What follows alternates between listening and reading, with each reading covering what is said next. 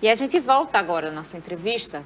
Professor Jarvis Campos está aí ainda com a gente. Professor, em relação a essa questão da violência doméstica, a gente tem números do próprio Observatório da Violência de uma queda nos registros de ocorrências de violência doméstica. Não só feminicídio, mas de violência doméstica de uma forma geral. E ainda assim teve esse aumento de mais de 200%? Exatamente. Interessante, Carol, seu comentário. Bom, quando a gente observa um longo cenário, né, quer dizer, de um período maior de tempo, a gente estava observando, de fato, uma redução, né?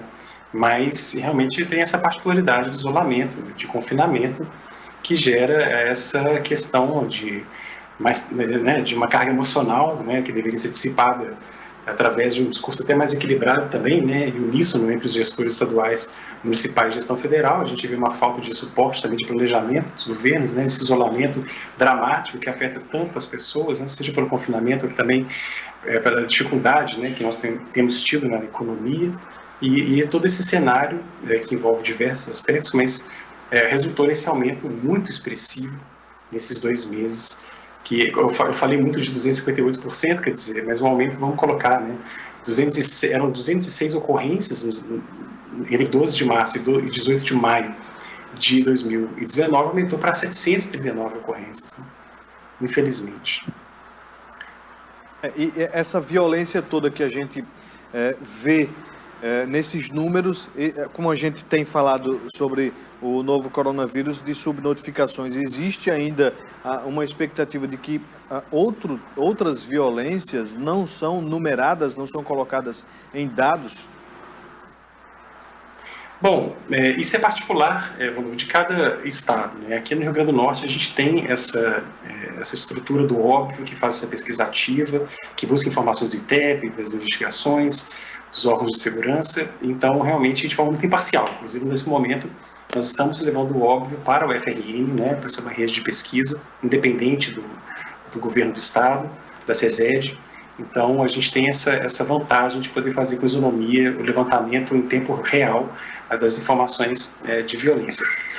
Mas em outros estados, a gente, até mesmo como estava comentando, o Senasp, não se sabe quais são as informações, porque os estados não é interesse, parece que até nesse contexto de aumento da violência que eu comentei, não é interesse divulgar as informações. Quando você vai e procura as informações da Secretaria Nacional de Segurança Pública, boa parte dos estados não fornece ainda as informações de 2020.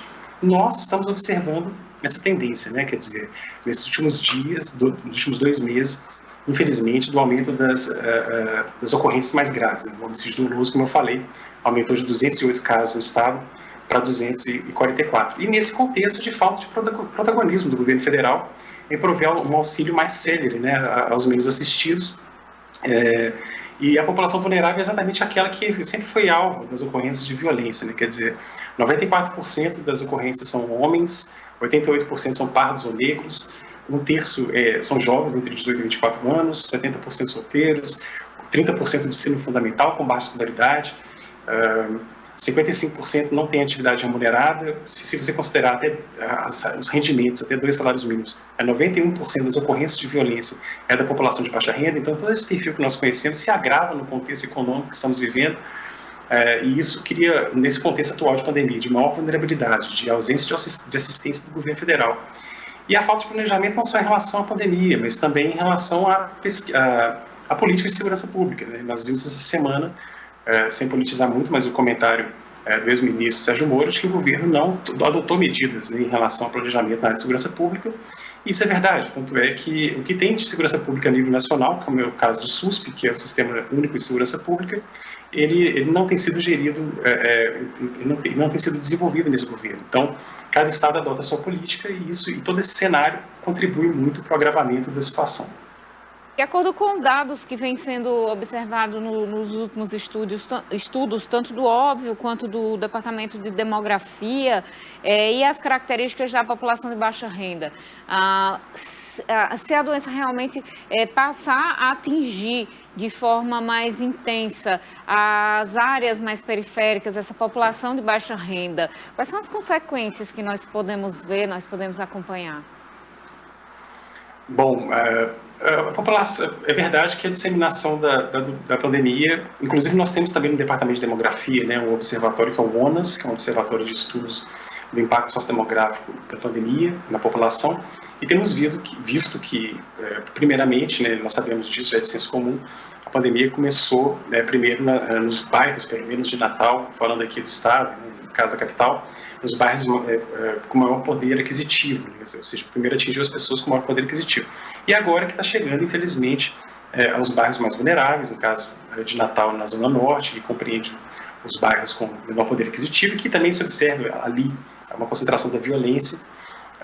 E realmente os bairros mais pobres, as populações mais vulneráveis, têm uma menor capacidade, né, Carol, de fazer um isolamento social, além de serem as mais impactadas no contexto da pandemia, o que, com certeza, isso está contribuindo para um aumento da violência. Por exemplo, eu não vou aqui entrar em detalhes com números, mas posso te dizer que em Natal, que tem essa segregação de Zona Norte e Zona Sul, a Zona Norte tem tido um aumento da violência ainda muito mais acentuado, tá?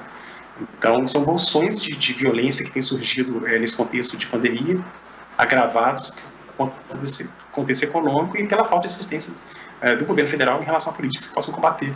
E até por isso o subsídio, né? Quando a gente vê que o governo federal não está cedendo, está tendo dificuldades, impondo burocracias para exceção de bolsas, de auxílios, isso tudo se reflete, sem dúvida nenhuma, de forma direta nos indicadores de violência.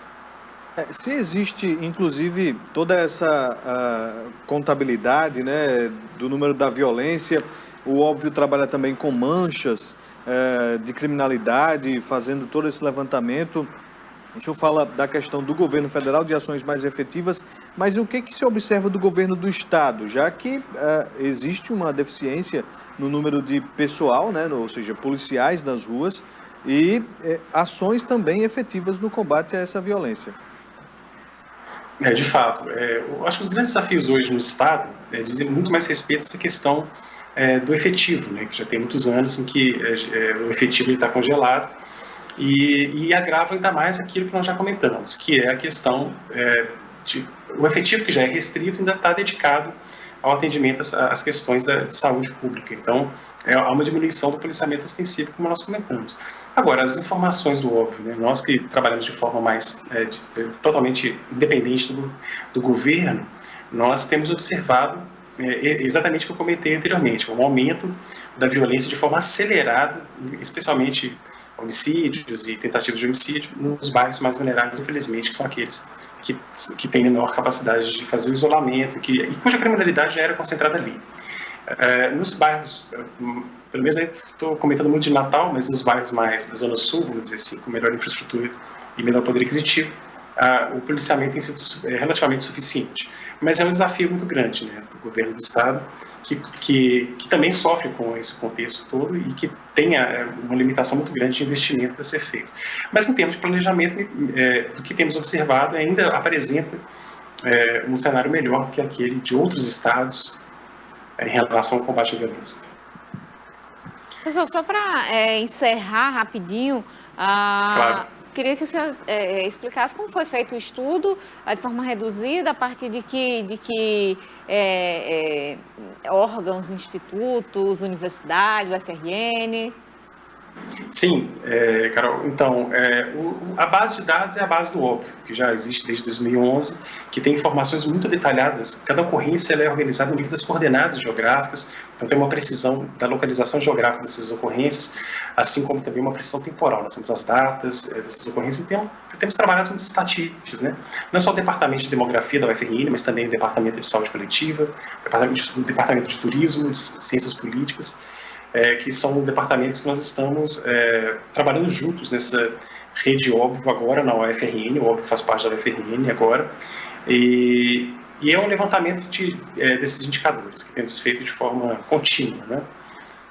E que tem contribuído aí para a elaboração de políticas públicas. O Estado agora está no contexto que ele vai estar desenvolvendo o Plano Estadual de Segurança Pública e temos dado suporte nesse sentido também, com as informações. Então. Professor Jarvis Campos, muito obrigada pela presença e pelos esclarecimentos aqui no cenário de hoje.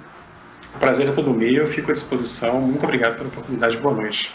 Obrigado, professor. Obrigado a você de casa pela audiência. A reprise desta edição vai lá logo mais às 11 horas da noite. Até amanhã. Um abraço. E amanhã a gente se encontra, 7h20 da noite, ao vivo, aqui na TCM. Tenha uma boa noite, muito obrigada pela audiência. Até lá.